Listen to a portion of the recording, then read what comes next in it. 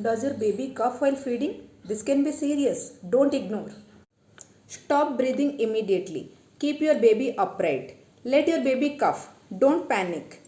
Check if the breathing pattern is normal or not. Burp your baby gently. Then slowly restart feeding. Keep your baby's head slightly elevated during feeding. If your breast milk flow is fast, then take little breaks while feeding. Very important. Never put finger in your baby's mouth and never force feed while your baby is coughing or crying.